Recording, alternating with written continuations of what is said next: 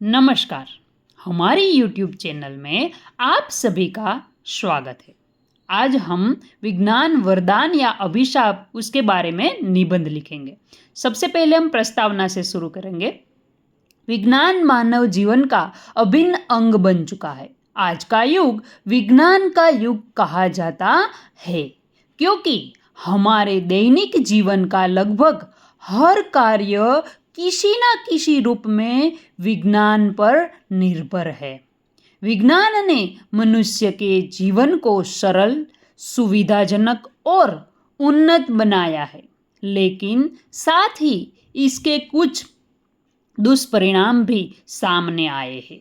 इसीलिए यह प्रश्न उठता है कि विज्ञान वरदान है या अभिशाप। अब पहले हम विज्ञान के वरदान के बारे में जानेंगे। विज्ञान ने मानव जीवन को अनेक प्रकार से लाभ पहुंचाया है। चिकित्सा के क्षेत्र में विज्ञान ने चमत्कारी प्रगति की है। पहले जो बीमारियां असाध्य मानी जाती थी, आज उनका इलाज संभव है। नई नई दवाइयों और उपकरणों ने जीवन को सुरक्षित बनाया है। यातायात और संचार के क्षेत्र में भी विज्ञान ने क्रांति ला दी है।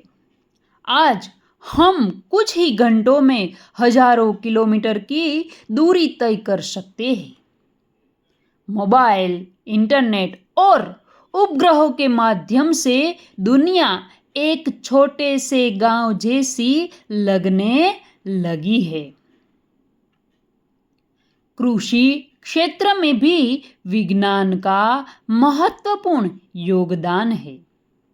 आधुनिक तकनीकों और मशीनों के कारण उत्पादन बढ़ा है और किसानों का काम भी आसान हुआ है।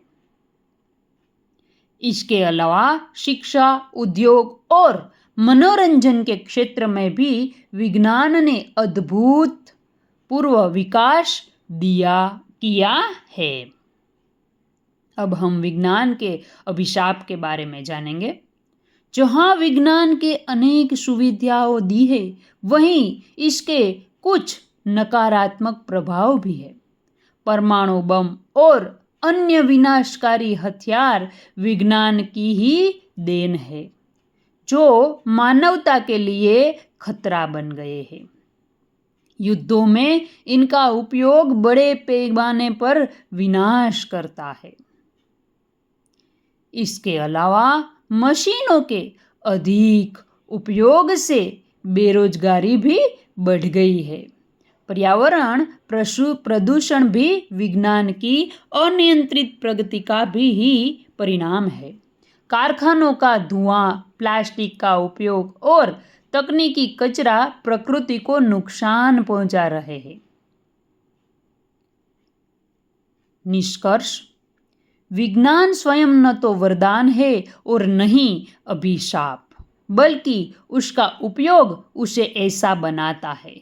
यदि विज्ञान का सही और सीमित उपयोग किया जाए तो यह मानव जीवन के लिए वरदान सिद्ध होता है, लेकिन यदि इसका दुरुपयोग किया जाए तो यह अभिशाप भी बन सकता है। इसीलिए आवश्यक है कि हम विज्ञान का उपयोग समझदारी और जिम्मेदारी के साथ करें, ताकि यह मानवता के लिए सदैव लाभकारी बना रहे।